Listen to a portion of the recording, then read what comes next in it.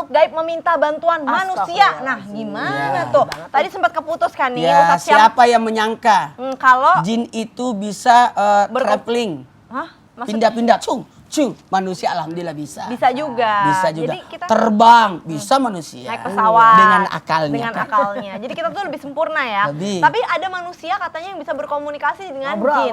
Gimana tuh Ustaz Syam? Lebih Bener baik Ustaz atau sama nggak aja sih? ya, yang bisa meruqyah. Betul. Silakan. Mohon tausiahnya.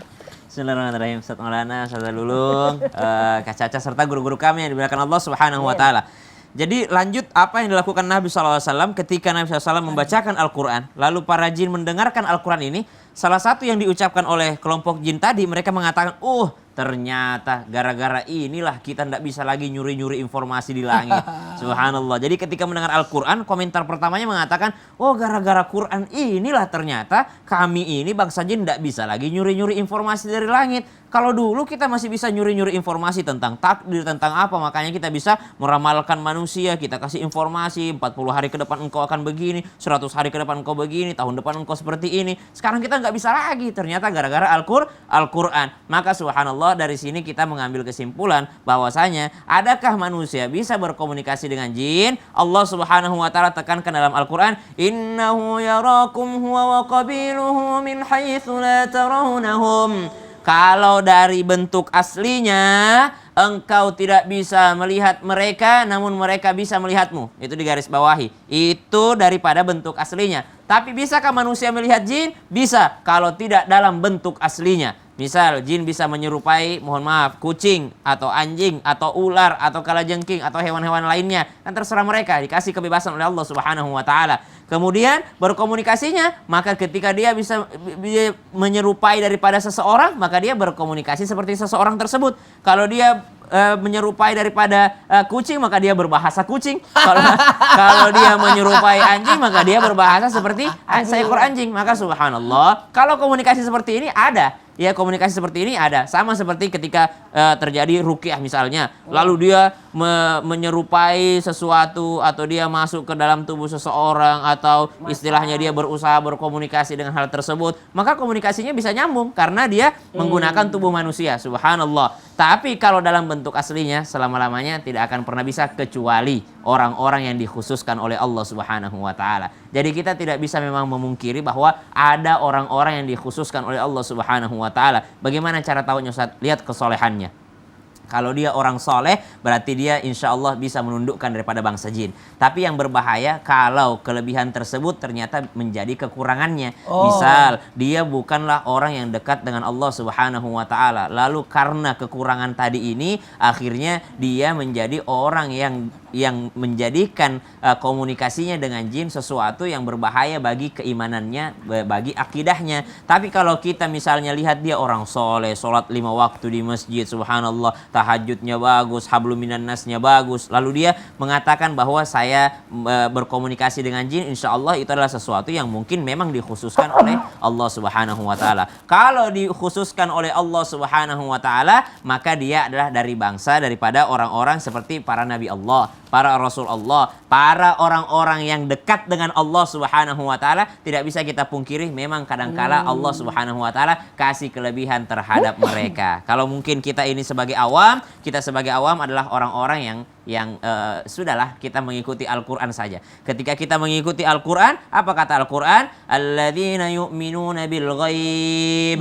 Ketika kita mengikuti Al-Quran, kita beriman kepada yang ghaib. Dan ketika Allah Subhanahu wa taala memberikan kekhususan tersebut, maka kekhususan tersebut adalah kelebihan dari Allah Subhanahu wa taala. Jadi kita tidak boleh juga mengatakan, ini kiai sesat, ini sesat, ini sesat, katanya bisa komunikasi. Siapa tahu memang dikasih kelebihan oleh Allah Subhanahu wa taala.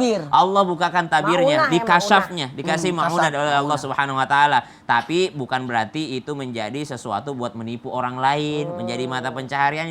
Dia menipu orang lain dengan hal-hal tersebut. Kau harus jual murah ini tanah ini. Saya sudah komunikasi dengan penjaganya tanah ini, katanya ini harus dijual murah, jual sama saya. Berarti dia cari keuntungan untuk dirinya sendiri. Tapi insya Allah ketika kita menjalankan sesuai dengan perintah Allah Subhanahu wa taala, komunikasi dengan jin pernah terjadi. Nabi Sulaiman, Nabi Muhammad, para sahabat Nabi SAW SAW, mereka semua ada yang berkomunikasi dengan jin, tapi itu adalah karena tingkat kesolehannya kepada Allah Subhanahu Dan wa berkat ta'ala. doanya Nabi Allah Sulaiman ta'ala. kan? Betul. Karena berkat doa Nabi Sulaiman tidak ada yang sama dengannya setelahnya. Ya. Jadi Nabi Sulaiman itu pernah berdoa supaya tidak ada lagi yang sama dengan beliau. Iya, betul. Jadi sampai Rasulullah SAW pernah menundukkan jin, mengikat jin. Kata Nabi, seandainya bukan karena doanya saudaraku Nabi Sulaiman, saya akan pasti ganggu dia. Tapi karena itu sudah terbatasi, karena kekuatannya doanya Nabi Sulaiman. Tapi zaman sekarang kan banyak, maaf ya, mungkin bukan orang yang terlalu soleh, Orang pintar. biasa-biasa aja, tapi itu dianggapnya gimana karena dianggap bisa komunikasi Kok bisa gitu. sama? Jadi kita nggak usah percaya gitu-gitu. Gini. Dari 100 ucapan mereka, Iya. cuma satu benar, 99 salah. Oh. Saya pernah datang berobat kepada seseorang, subhanallah, waktu lagi sakit, bapak saya cuma bilang begini, lihat sholatnya, kalau sholatnya bagus percaya aja, tapi kalau sholatnya tidak bagus nggak usah percaya, pakai jin itu. Misalkan Jadi, dia lagi patokannya azan, sholat, malah ya? nggak sholat gitu Malah kan, ngobatin orang. malah sibuk, terus ngobatin orang, dikasih tarif juga harus Iya. berapa, terus harus ngasih ayam hitam lah, apalah gitu-gitu. Ayam hitam, mobil hitam, motor hitam. Iya, itu nggak usah deh, nggak usah percaya gitu-gitu ya. Padahal jangan ya. saya sukanya warna putih ya. Iya, Masya Ini bukan Allah. ayam hitam, mobil hitam ya. Betul. Nah, Ustadz, bener nggak sih katanya kalau misalkan permintaan jin ini nggak kita turutin, jinnya itu akan terus-terusan marah terus gangguin kita gitu. Misalkan di rumah jadi ada suara klotak-klotek, harusnya potong kambing atau apa, tapi kita nggak potong kambing, bunyi terus klotak-klotek. Kan kita nggak boleh nurutin kemauannya itu, nggak boleh potong kambing dan kawan-kawan tuh misalkan gitu. Nah itu bener nggak? Dia akan terus gangguin kita, terus apa yang harus kita lakukan? Mohon tausiahnya. Allahu Akbar, ya Allah, Allahu Akbar, Allahu Akbar. Allahu Akbar. Allahu Akbar, Allah Maha Besar. Allahu Akbar, Allahu Sekalipun bagaimana gangguan, Allah Maha Besar. Auzubillahi minasyaitonirrajim. Saya mohon perlindungan kepada Allah dari gangguan syaitan. Mohon izin tanpa menggurui, bukan berarti kami yang ada di sini lebih hebat daripada yang nonton di rumah. Bisa jadi yang di rumah lebih hebat dari kami. Kami hanya menyampaikan bahwa sebenarnya hati-hati ketika bersekutu dengan jin, mengadakan perjanjian dengan jin, karena tidak ada yang gratis. Tidak ada yang gratis. Mengharapkan tumbal, minimal akidah yang dihilangkan. Prestasi yang terbesar ketika putus asa, ketika bergantung sama dia, berharap sama dia, harusnya Allahus Samad. Allah tempat kita bergantung. Makanya 10 ayat yang kita baca di surah Al-Baqarah bisa jadi pengusir daripada jin itu. Bahkan kalau kita hatam Quran, 70.000 malaikat mendoakan kita. Ketika kita menghatamkan surah Al-Baqarah, maka tidak ada jin yang jahat yang ada dalam rumah itu. Maka hatamkan surah Al-Baqarah. Atau kalau tidak sempat, bacalah 10 ayat dari surah Al-Baqarah. Yang mana itu, yakni 3 di awal, kemudian, 5 di awal, astagfirullahaladzim. 5 di awal, kemudian 2 di pertengahan, yakni surah ayat kursi, dan 1 ayat sebelumnya. Dan tadi sudah dijelaskan Bunda Lulung adalah 3 ayat akhirnya surah Al-Baqarah. Saya ulangi, 5 ayat di awal, Alif Lam Mim sampai 5 ayat di awal, kemudian 2 ayat kursi dan 1 ayat sebelumnya, dan 3 ayat akhir surah Al-Baqarah. Aman. Apalagi kalau membaca zikir pagi petang sudah aman itu. Bahkan sebaiknya baca basmalah sebelum masuk rumah. Atau baca surah Al-Ikhlas 3 kali. Ingat Allahus Samad. Allah tempat kita bergantung. Jangan pernah adakan perjanjian. Berikan aku ini. Tadi sudah dijelaskan oleh Ustaz Sam, bagus banget. Kasih aku ini. Hati-hati. Kalau dia minta pengorbanan binatang, dikhawatirkan akidah kita sudah rusak. Sahadat kita sudah rusak. Jangankan binatang. Kalau dia minta seekor nyamuk, seekor lalat, itu jadi tumbalnya, berarti sudah rusak sahadat. Tidak boleh ada sajian, artinya menyajikan sesuatu, memotong bukan atas nama Allah. Sekali lagi, memotong bukan atas nama Allah. Berkurban bukan atas nama Allah, bersedekah bukan atas nama Allah. Ini bahaya. Bahkan ingat, ibadah sahadat jadi rusak, bahkan tertolak ibadahnya. Datang saja sudah rusak, apalagi mempercayainya. Makanya hati-hati. Hati-hati. Kalau tadi patokan Ustaz Sam, kalau lihat sholatnya, lihat ibadahnya itu bagus. Artinya mintanya juga sama Allah. Bukan, kan kita ada namanya sholat istihara. ada salah sunat hajat, permohonan. Kenapa kita minta kepada, maaf, logika dijalankan. Ada orang minta kekayaan kepada dukun. Ternyata dukun itu rumahnya juga mau rubuh. Ya ini dia salah. Kenapa dia tidak kaya? Sama Allah ya. Duluan. Kalau mau kaya, datanglah ke konsultasi ekonomi. Financial Konsultan. consultant. Ya. Kalau yang namanya jin yang menyesatkan, kita udah pasti menyesatkan. Jin Tapi jahat katanya gitu kalau ya. jin yang muslim itu juga bisa mempermudah kita masuk ke dalam surganya Allah. Maksudnya gimana sih emang? benar ya? Maksudnya gimana ya? Maksudnya gimana mohon tausiah? Penisirin? Apa Penisirin penasaran? dong. Ya mohon izin Ustadz Syam, Ustadz Maulana dan juga Kakak Caca. Bismillahirrahmanirrahim, jamaah, alhamdulillah. Kalau kita ngomongin jin ada yang jahat, jin ada yang baik, bener banget. Kemudian sama seperti manusia, ada yang jahat, ada yang baik. Nah, kalau di dalam Al-Quran dinyatakan ya, Bismillahirrahmanirrahim, dalam surat Al-Jin pemirsa. Wa inna minna solihun, wa minna duna zalik, kunna toro'iko kidada. Kami nih bangsa jin, kata jin nih dalam surat Al-Jin. Ada yang emang jin baik gitu, soleh gitu ya. Soleh-solehah lah ya. Dan ada juga kami yang tidak baik, duna zalik, kebalikannya gitu loh. Karena apa? Kunna toro'iko kidada. Karena kami semua ini para jin menempuh jalan yang berbeda-beda. Yang tadi dinyatakan oleh guru kita Ustadz Sam, jin juga ngaji, jin juga sholat. Bahkan kita kalau ke Mekah ada namanya masjid jin. Kalau nggak salah begitu ya Pak Ustadz? Ada. Masjid jin kan? Artinya Dekatnya apa? jin masjid Abu masjid Hurairah. pohon. Oh, gitu. Jadi kalau pemirsa mungkin ingat indang-indang, oh iya benar juga ya. Benar karena apa? Tadi wa ma khalaqtul jinna wal insa illa liya'budun. Yang pertama, jin juga beribadah. Otomatis dong ada jin yang soleh, ada jin yang jahat. Yang jahat nggak mungkin gangguin kita. Sama aja kayak manusia, yang jahat nggak mungkin ngejahatin kita. Tapi kalau orang yang baik, pasti dia baik sama kita. Nah, disinilah dinyatakan dalam surat Al-Jin tadi bahwa jin pun mengaji, bahkan mengatakan ini sangat ajib banget di Al-Quran. Jadi kalau dibilang ada nggak jin baik yang bisa membawa kita ke surga? Oh ada dong. Dengan cara apa? Pertama dengan izin Allah tentunya ya. Bukan kita bercakap-cakap dengan jin, tapi ketika kita baca Al-Quran kayak tadi, oh ternyata jin itu ada yang baik ya. Oh masa kita kalah sih? Oh ternyata jin itu ada yang ngajak pada kebaikan. Contoh tadi Rasulullah SAW memiliki jin korin, tapi dia bisa menguasainya. Nah kalau kita kan imannya cetek, maka karena kita imannya cetek, kita tetap jaga dengan zikir pagi sore. Jadi kalau kita ngomongin ada nggak sih jin yang bisa mengajak kita kepada surganya Allah, sebagaimana jin atau setan yang bisa mengajak kepada neraka? Ya kan? Di dalam Al-Quran nyatakan walaqad zarokna di jahanam, sudah kami sediakan bagi neraka jahanam itu yang namanya ada jin, ada manusia, di neraka juga ada. Gimana dengan cara kita ke surga? Yang pertama, imani tadi surat Al-Jin. Oh, jin aja ngaji.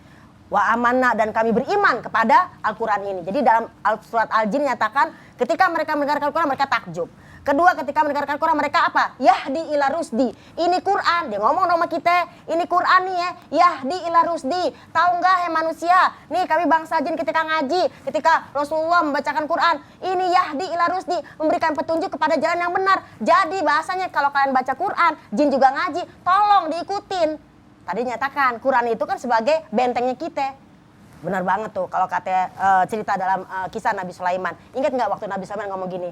Wahai para pembesarku, siapa yang bisa ngangkut singgasana Ratu Balkis dalam surat An-Naml.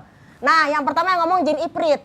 Aku deh, wahai Nabi Sulaiman yang ngangkat itu singgasana Ratu Balkis, ya, karena aku adalah jin yang sangat qawiyun wa aminun. Aku kuat dan dipercaya, kata jin Ifrit. Tapi berkatalah dalam ayat selanjutnya, Asif bin Bakiyah, seorang ya sekretaris Nabi Sulaiman yang sangat paham dengan kitabnya pada saat itu, terutama kitab Al-Quran.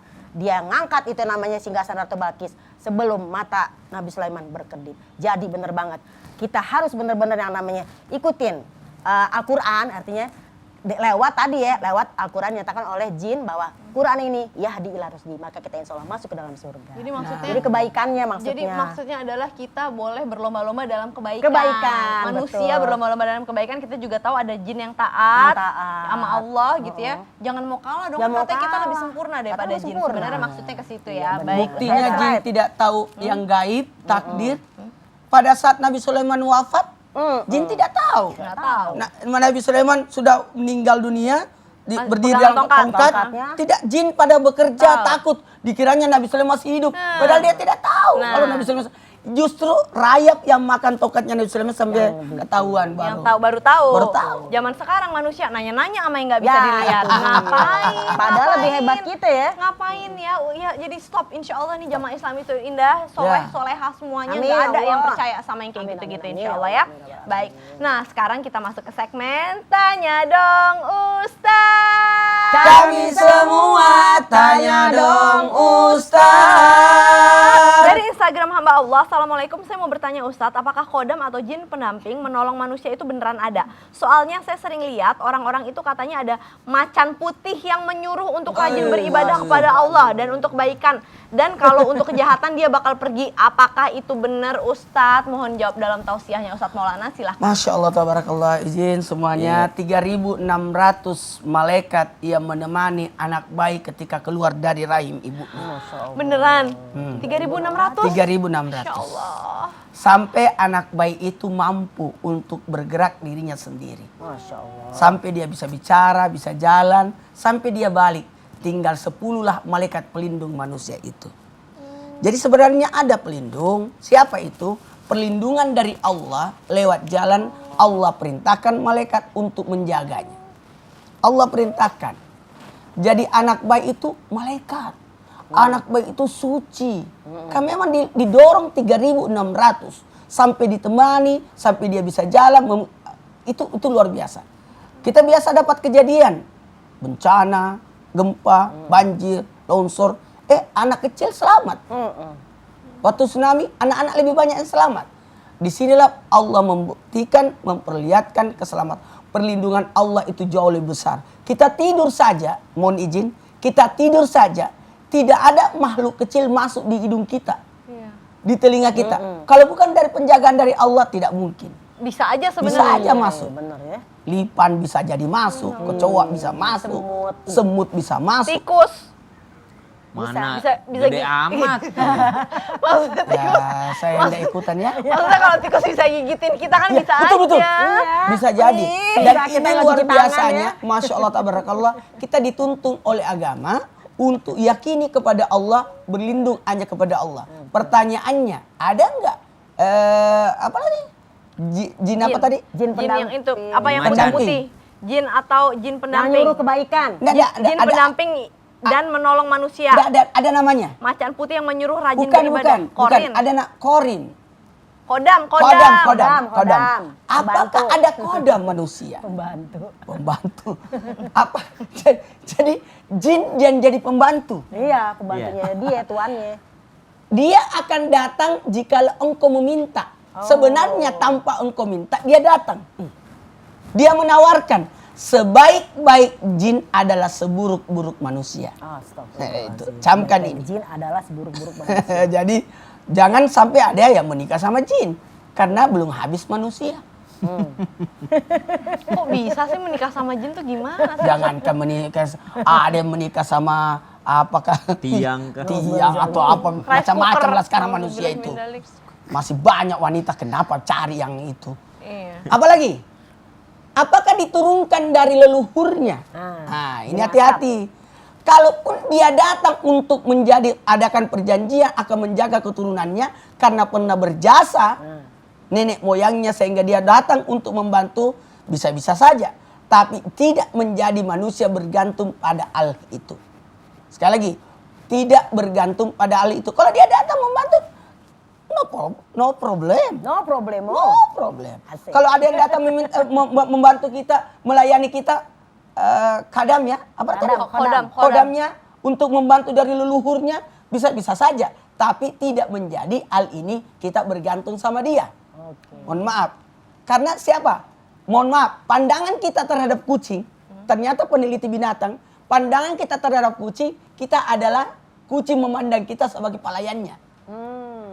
Jadi itu kucing, dia menganggap dirinya ada bos. Itu sebenarnya. Kita ngambilin makanan. Kalau saya punya kambing-kambing banyak tuh kambing di rumah. Oh, itu Mungkin kambing-kambing itu merasa saya pelayannya kambing-kambing itu ya. Saya ngasih makan, bersihin kandangnya, gendong-gendong, ya kan? Jadi dalam hal ini, kodam itu adalah pelayan. Pelayan itu bisa jadi dia minta atau bersekutu atau diturunkan dari orang yang pernah berjasa. Nenek moyang. gitu. Tapi tidak, sekali lagi, kita hanya mohon perlindungan kepada Allah. Dan yang perlu digarisbawain adalah yang penting kita tidak melakukan ritual-ritual atau memohon demi didatangkannya kodam. Yang penting itu. Iya. Nggak boleh dong? Iya. Jelangkung dong. Jangan, itu berarti meminta. Ya itu nggak boleh. Yang Nggak penting boleh. adalah Jemput. tidak boleh. Baik. Tidak boleh. Jazakallah khair Ustadz Maulana. Ini pertanyaan berikutnya dari Instagram @ica__franda. Franda. Assalamualaikum Ustadz. Aku cuma mau ngasih tahu itu yang ngumpet di belakang pohon siapa ya? Serem banget katanya Ustadz Maulana. Astagfirullahaladzim. Tergantung dari diri kita, siapa yang ngumpet di belakang sana, yang arah di belakang Ustaz Salulung, terus ada pohon situ, ada tirai hitam, Ya. terus dia ngumpet di situ. Siapakah dia? Setelah yang satu ini. Jangan kemana-mana, tetap di Islam itu indah. Jamaah, alhamdulillah. Alhamdulillah. Dia jongkok-jongkok lagi di situ. Jongkok dulu ya. Bisa kali.